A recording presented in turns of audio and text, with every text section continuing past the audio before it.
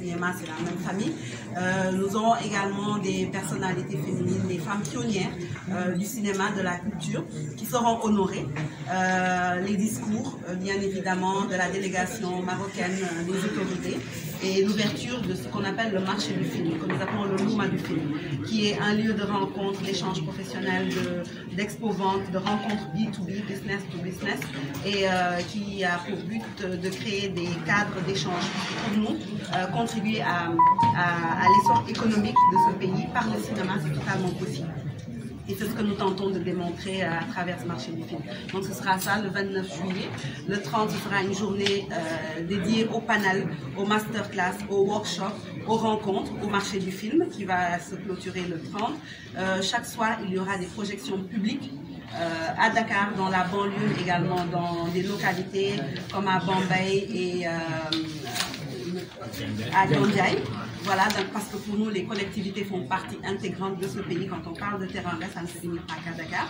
Et nous irons le 1er juillet vers la soirée tapis rouge, la soirée glamour, la soirée Made in Africa où le dress code c'est de venir habillé par un créateur, un styliste, un tailleur du quartier, mais que ce soit fait par nous. Et c'est aussi l'occasion de mettre en valeur notre savoir-faire. Le Maroc paye. Le thème de cette année, c'est très bien cette question.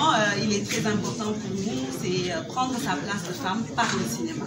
Parce que nous constatons que le cinéma est l'un des moyens les plus efficaces d'influencer les masses, de changer les comportements, d'aller au cœur des convictions des gens, de les questionner, de questionner même une société. Et il faut que les femmes prennent vraiment le pouvoir pacifiquement, mais le pouvoir quand même, dans ce secteur-là.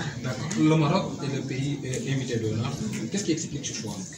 Alors, je crois que les liens entre le Maroc et le Sénégal ne sont plus à démontrer. Ce sont des liens multiséculaires, des liens religieux, des liens d'échange économique, des liens académiques, on va dire. Avec le cinéma, le Maroc et le Sénégal ont beaucoup d'accords de partenariat. Et pour nous, c'était un choix très évident, un choix très naturel. Et en termes d'expérience autour d'organisation de festivals, le Maroc est un pays qui a plus d'une trentaine de festivals. Et il nous semblait important de les inviter à ce qu'ils viennent partager cette expérience avec nous. Nous aurons avec nous des membres de la Chambre marocaine des producteurs, le Centre marocain de la cinématographie. Nous nous sommes rendus au Maroc où nous les avons rencontrés, échangés. Et ce marché du film sera l'occasion pour les professionnels, pour le grand public, de pouvoir les rencontrer et également de créer des ponts d'échange. Nous parlons de combien de films par rapport à chaque section et quels sont les prix qui seront délivrés? Alors, il y a la responsable, je ne veux pas rentrer dans son travail, il y a la responsable de la sélection, moi je m'occupe vraiment de tout ce qui est partenariat, mais pour vous parler en gros, il y a les longs métrages, les courts métrages, les documentaires. Nous avons reçu énormément de courts-métrages. Je pense que beaucoup plus que ce qu'on imaginait. Le partage sera très dur de ce côté-là. Nous avons les séries sénégalaises, les séries africaines, et également, je crois, les prix qui sont les plus attendus, à part ceux des meilleurs techniciens, parce que pour nous, c'est important de mettre en avant ces hommes de l'ombre. Il y a les meilleurs interprètes. Donc ça, c'est le moment très attendu où les acteurs et leurs fans viennent, ils appellent voilà, le public à venir les soutenir et je crois que cette année, nous aurons une excellente compétition. Et après les Kéboudjen, il faut parler gastronomie, c'est intéressant aussi. Après les Kéboudjen, qu'est-ce qui va venir comme plat qui sera? Cette année, ce sera la surprise. Nous travaillons avec l'association des chefs cuisiniers du Sénégal. Donc, comme on vous dit, pour nous, tout ne se limite pas qu'à Dakar. Donc, le Sénégal, c'est pas aussi que le Thiéboudjen. Nous sommes en pourparlers pour trouver quelque chose de vraiment représentatif qui saura étonner, qui saura, on va dire, je vous propose le Etoye Diola dans ce cas. Le Etoye, pas mal. En tout cas, moi c'est un plat que j'aime bien. Par rapport juste à la sécurité, donc on revient un petit peu là-dessus. Est-ce que vous devriez faire peut-être un appel aux autorités par rapport à ça, parce qu'on constate que la situation actuelle est un peu tendue. Exactement. Il est vrai que la situation est tendue dans notre pays. Nous ne pouvons tous que le constater et le déplorer. Pour nous, la culture est une des réponses à plusieurs frustrations parce qu'elle permet aux populations de s'exprimer librement, elle permet de faire passer des messages. Donc pour nous, c'est une sorte de réponse également, organiser un événement culturel d'envergure.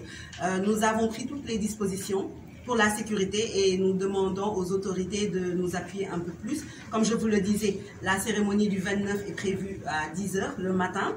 Nous pensons que jusque-là, ce sera, on va dire, ce sera fluide. Du point de vue sécurité, circulation, etc. Et nous aviserons, mais jusqu'ici, pour les informations que nous avons, cela devrait bien se passer. En tout cas, nous sommes aux aguets parce que nous tenons à donner la meilleure image possible de notre pays, à recevoir les hôtes, ceux d'ici et ceux qui viennent de l'étranger dans les meilleures conditions de sécurité et nous en prenons bien compte. Et quelle est l'innovation de la 3e édition? Alors, l'innovation, c'est que d'abord nous sommes passés de cérémonie de récompense à festival, c'est-à-dire plusieurs jours où on célèbre le festival, où plusieurs arts autour du festival, du cinéma sont à l'honneur. Nous avons un marché du film, donc qui est une rencontre internationale qui regroupera aussi bien le secteur du cinéma, de l'audiovisuel, des biens et services, de l'artisanat du Sénégal, mais également du Maroc, de la Côte d'Ivoire, du Burkina, si je ne me trompe pas, et qui a pour but de vraiment créer des vraies rencontres. Créer, on va dire, des cadres d'échange qui peuvent aboutir sur des projets à portée économique, parce que pour nous, l'art, parce que nous le voyons dans des pays qui nous entourent, l'art pèse de tout son poids sur l'économie d'un pays et nous sommes un peuple qui vit la culture. Donc il suffit de peu pour que nous prenions conscience de la valeur de tout ça et que nous puissions le mettre en valeur et en vivre.